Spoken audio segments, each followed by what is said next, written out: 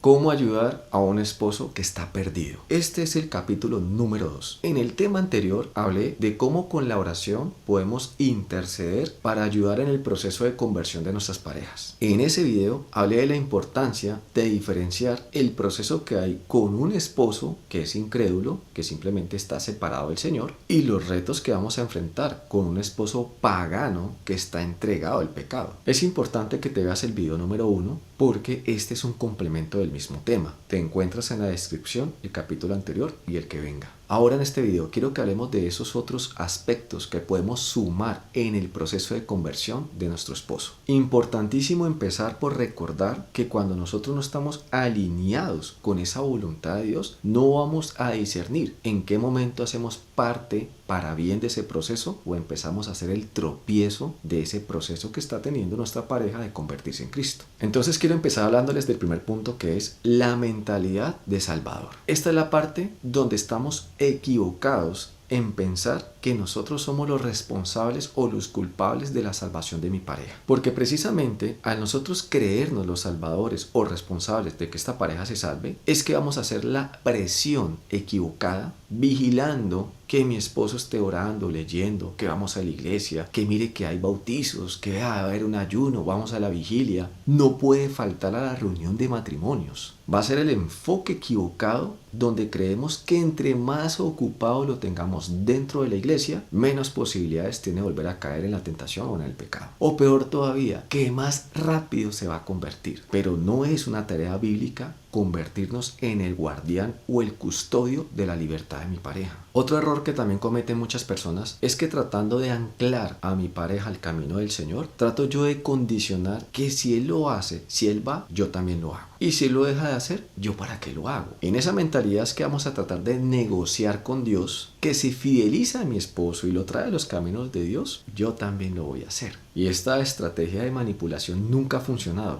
porque en los casos que vi que sí, Dios trajo a su pareja a Cristo, el que tanto prometía ese cambio y que si lo hacía, le iba a servir y se iba a someter, tampoco lo hizo. Y digo entre comillas, si Dios lo convierte o lo trae al matrimonio, pues estamos acostumbrados a creer eso de que Dios trae personas, pero la realidad es que Dios transforma a la persona que permite que Él lo transforme. Y fruto de esa transformación es que tenemos esposos que se quieren reconciliar y quieren volver con nosotros. 2. Estoy cansado de orar por la restauración de mi matrimonio o por la salvación de mi esposo. La frustración en esta batalla es cuando empezamos a orar de la manera equivocada. No hay una instrucción bíblica o puntual de cómo sería esa oración que deberíamos de dar por nuestro esposo. Porque la instrucción directa que sí existe es que oremos los unos por los otros. Y esta oración por los otros es independiente si es mi amigo, mi esposo, mi hijo, es mi enemigo. No, es los unos por los otros. No tiene nada que ver el lazo de conexión que haya con esa persona. El enfoque correcto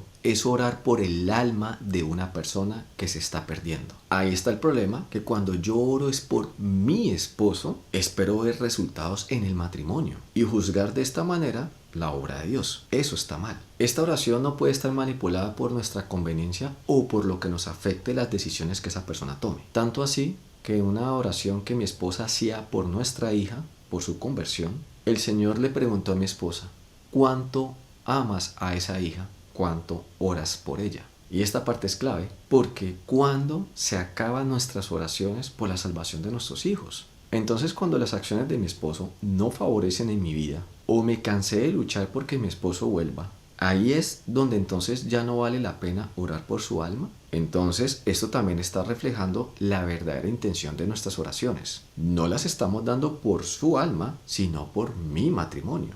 3. Orando por el esposo que también es el padre de mis hijos. Repito, la oración no puede clasificarse por quién es la persona, sino que tiene que ser por su alma. Pero también veamos que ese esposo infiel, que es el papá de mis hijos, y a pesar de las dificultades en el matrimonio, o si no se salva el matrimonio, la relación que nos queda como padres y por sus hijos es eterna. El bienestar de esa pareja que está en el mundo, que también es el padre de nuestros hijos, lo que le suceda también va a afectar a nuestros hijos. Ese dolor también lo van a compartir ellos. Y por esto es que si en el caso de que, por ejemplo, yo me llegue a morir, nuestros hijos van a quedar en las manos de ese esposo independiente de la condición espiritual en la que esté. Asimismo puede pasar en el caso de que tenga una enfermedad que no me permite hacer nada por mis hijos. En resumen, el bienestar de mi pareja también es el bienestar de mis hijos. 4. ¿Debería de seguir ayudando a mi esposo ahora que estamos separados? Es una pregunta muy común y toca revisar varios aspectos, pero en general nos conviene ayudarlo. Pues teniendo en cuenta de que es el padre de nuestros hijos y que conviene que esté bien, la palabra también nos dice que amemos a nuestros enemigos. Entonces, pues, ¿cómo aún más no tendría yo que demostrar el amor por alguien que es mi esposo y aun cuando yo estoy luchando por la restauración de mi matrimonio? Y en esta lucha de la restauración matrimonial, la conquista más cercana que podemos lograr es la de la amistad. La amistad nos va a permitir mantener un perfil cercano que nos favorecerá para que esa pareja se esté dando cuenta de la obra que Dios está haciendo en nosotros. Ojo, una amistad cercana no incluye sexualidad. Y en el caso de que esté sucediendo que ahora en la separación todavía siguen teniendo intimidad sexual, para no alargar este video, nosotros tenemos un material que explica el problema del sexo de reconciliación. Y tenemos una serie que explica los pros y los contras que se llama Lo que hizo volver a mi esposo. Se la recomiendo. La encuentras en un link aquí o en la descripción. Ahora, por favor, recuerde que una cosa es luchar por un esposo inconverso, no creyente, y otra cosa es luchar por un esposo pagano entregado al pecado. 5. Oportunidades para manipular a un esposo. A pesar del dolor que usted está enfrentando en esta ruptura amorosa, en esta crisis matrimonial, evite que su dolor sea como una intención para causar lástima en su pareja por usted. Las amenazas directas o indirectas de que estamos tan mal que podemos llegar al suicidio, no trate de retener a su pareja con eso, porque esto al contrario lo que va a causar es un repudio de que yo tengo que estar obligado a estar con mi pareja para que no se mate. Esto es como una manera de obligarlo a que él es parte de mi salvación. Es importante controlarnos en los momentos de la depresión, de la tristeza. Esto proyecta una imagen de perdedor y ahí estaríamos tratando de causar algo ilógico, y es de que alguien quiera estar con un perdedor. Al contrario, si estamos llenos del Espíritu y un inconverso nos abandona, los que están perdiendo son ellos, no nosotros. Pues ellos solo se están quedando con su pecado, pero nosotros tenemos a Dios, que es todo en infinito. Por otro lado, cuando le demostramos a una persona que nos estamos muriendo por ella y esta persona no tiene a Cristo en el corazón, esto además de no importarles, engrandece su ego, su confianza de que nunca nos van a perder y por eso pueden hacer con nosotros lo que quieran. El intento de manipular a mi pareja con mi dolor solo le está enviando un mensaje que juega en contra de nosotros. Por eso es que nadie debe estar sometido a ser la causa de mi salvación. Le estamos poniendo una carga, una responsabilidad que no es de ellos y que nadie merece. Y en el caso que usted también no controle esto delante de sus hijos, también le está enseñando a sus hijos la manera en la que se tienen que morir cuando tengan una crisis matrimonial. Ellos están aprendiendo que este dolor y sufrimiento es el matrimonio, lo cual va a hacer que ellos nunca se quieran casar. Y así mismo vamos a ver cómo estos patrones se repiten en las vidas de nuestros hijos y a la falta de no tener un amor y el respeto por sí mismos, se van a arrastrar por una persona que no les conviene. Y ahí es donde nos vamos a convertir en otro de esos papás que le vamos a decir a nuestros hijos: suéltelo, ese hombre no le conviene, déjelo. Pero ellos nunca nos hacen caso. Te recomiendo ver el video que hicimos de cómo mi dolor aleja a mi pareja. Te va a servir para este tema. 6. Hablar de temas complicados con mi pareja. La realidad es que hablar con una persona que no tiene a Cristo en el corazón y que precisamente tenemos una crisis matrimonial va a ser muy difícil llegar a un buen acuerdo. Pero también es cierto que hay temas que no vamos a poder evitar tratar, como por ejemplo el de la pensión alimenticia, que vengan y visiten a sus hijos que lo extrañan, que de pronto nosotros tenemos una deuda en común y ahora ellos están haciendo los locos con esa deuda y me está quedando todo a mí, o que todo este problema del matrimonio y la separación está afectando psicológicamente a nuestros hijos. Esto está ocasionando que tengan problemas en el colegio o comportamientos extraños. También hicimos una serie que habla de cómo lidiar con esos temas de los hijos, la separación, cómo los afecta, qué podemos hacer con nuestra pareja. Lo encuentras aquí o en la descripción. Y todos estos problemas que queremos tratar con nuestra pareja ahora se van a aumentar, se van a hacer más difíciles de poder solucionar en medio de la crisis del matrimonio. Y ahí es donde hay una parte clave, porque vamos a tener que aprender a lucharlos no es en la carne, sino en el espíritu. Porque yo he tenido testimonios, como es el caso de que necesitaban la plata para pagar deudas o que sus esposos cumplieran con la obligación financiera con sus hijos y estaban tentados entre demandarlos en hacer algún aspecto legal, pero a punta de oraciones, un día ese esposo, sin que se le dijera una palabra, apareció y empezó a cumplir con sus obligaciones financieras. Como también tenemos el caso de cuando estamos lidiando con un esposo pagano entregado al pecado, que han tenido que demandarlo por los alimentos de sus hijos, lo cual pues sí, directamente va a entorpecer más la oportunidad de reconciliar la pareja, pero si confiamos en el Señor, la restauración matrimonial va a venir es de una restauración espiritual, no de una restauración terrenal. Pero también es importante tener en cuenta que en la crisis matrimonial lo que ahora pasa a ser más importante es el bienestar de nuestros hijos, y que es una verdad que la plata que nos reclamamos para el bienestar de ellos es una plata que mi esposo se está gastando con su amante. Por eso es tan importante nosotros mantenernos en oración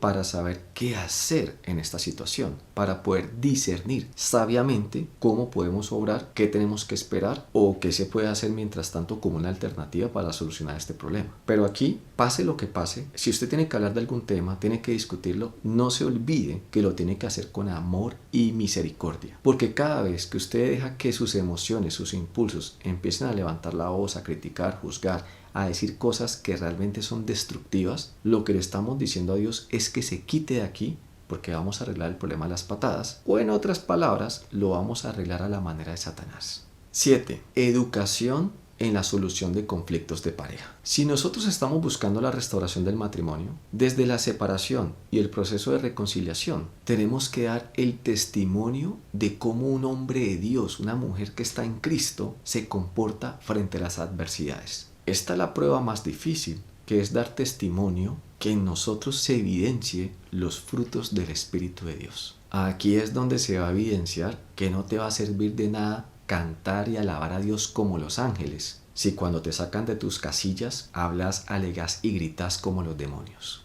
La batalla por la restauración matrimonial se gana es con nuestro ejemplo, no con lo que esperamos que los otros hagan o dejen de hacer. Entendamos que nosotros somos discípulos de Cristo y eso nos hace ser como unos pequeños Cristos. Y ahí es que se tiene que ver el testimonio del cristiano que somos. Y la mejor oportunidad que vamos a tener para demostrarle a nuestro esposo que hemos sido transformados, que somos diferentes, es precisamente la adversidad. Ahí en esos enfrentamientos, en esos desacuerdos, es que se está demostrando el carácter de Cristo, que tiene el poder de arreglar los problemas desde el amor. Y ellos, que se comportan en la carne, es donde tienen que llevarse esa sorpresa de lo que nosotros podemos hacer en el Espíritu. Cuando ellos nos vean en el poder y la autoridad del Señor, que nos hace hablar con prudencia y sabiduría. Y es que es muy común que a las personas no se les note mucho su cambio cuando están contentas, en las buenas, sino que realmente se les va a ver un cambio es en las crisis, en los problemas, cómo reaccionan. En las crisis es como un hombre de Dios se va a comportar como un David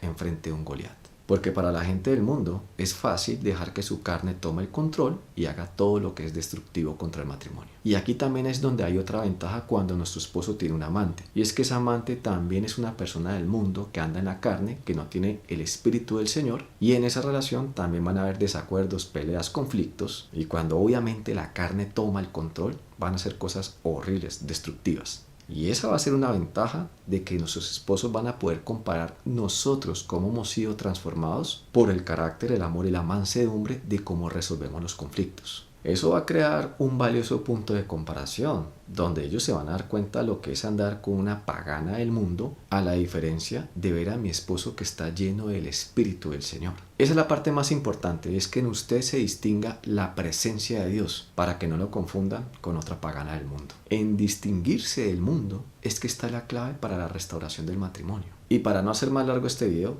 en el próximo episodio voy a hablar del tiempo que tarda un esposo en convertirse, cómo podemos hacer parte de esa conversión y los retos que vamos a tener durante ese proceso. Así que si tienes alguna pregunta, ya sabes que en ese video la puedes pedir. Si me dejas un comentario, si compartes esto, le das me gusta. Para ellos, para nosotros y para ustedes va a ser de mucha bendición. Dios les bendiga.